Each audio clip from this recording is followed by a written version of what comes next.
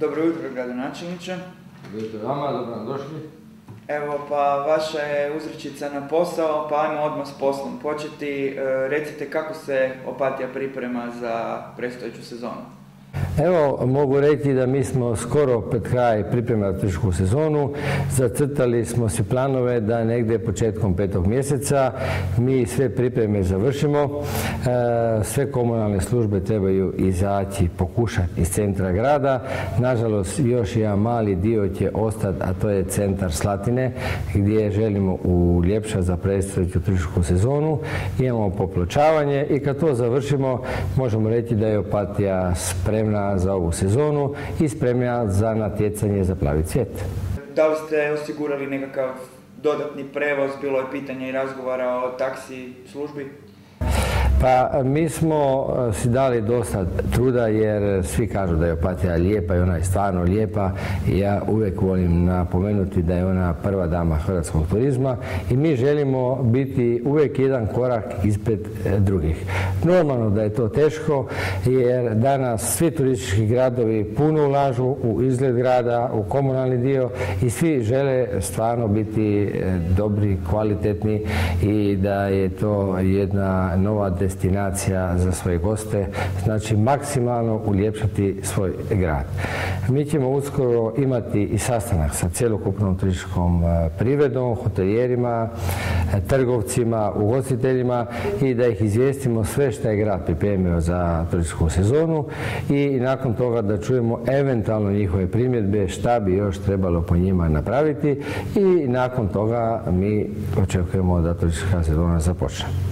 Osluškujete privrednike, ali osluškujete i narod, građane Opatije, pa ste u Opatiju vratili i melodije Istre i Kvarnera. Što je s tim?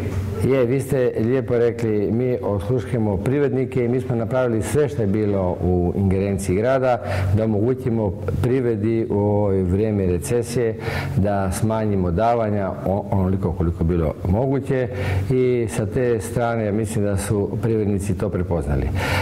Nismo zanemarili ni ono što smo obećali našim građanima i evo, posebno me raduje, poslije 26 godina vraća se MIK u Opatiju.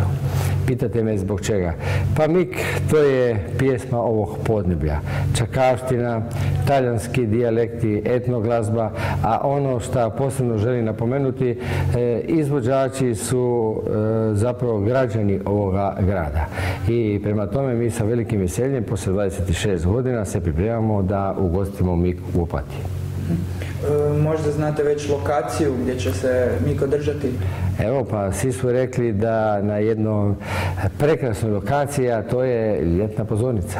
Pa recite još možda nešto o projektima, možda građevinskim ili nekim drugim koje imate u planu u skorijoj budućnosti za Opatiju.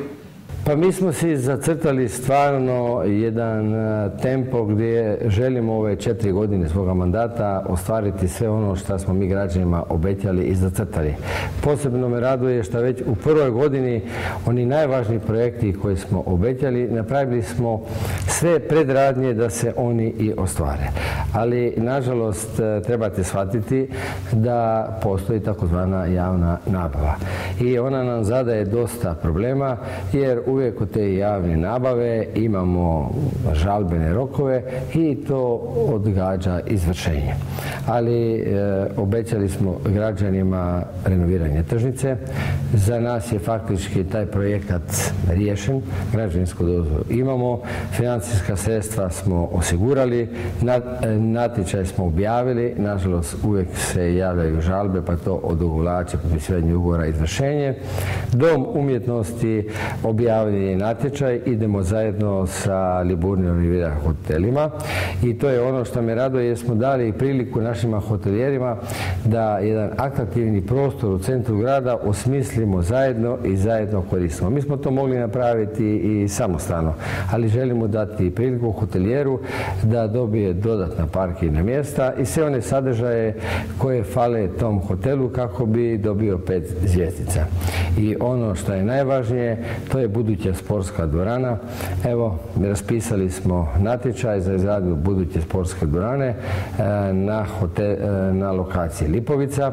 To je bilo predviđeno prostornim planom i mi tu lokaciju više i kad bi htjeli ne možemo mijenjati ukoliko želimo poštovati rokove i izgraditi u ovom mandatu tu sportsku dvoranu.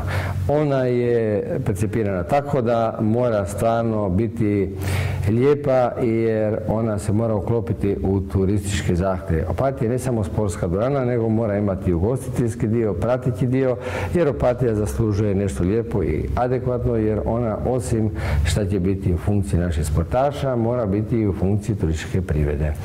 Očekujemo da će ovdje dolaziti sportaši na pripremu i ona će biti tako konstruirana da bude zadovoljava i međunarodna takmičenja.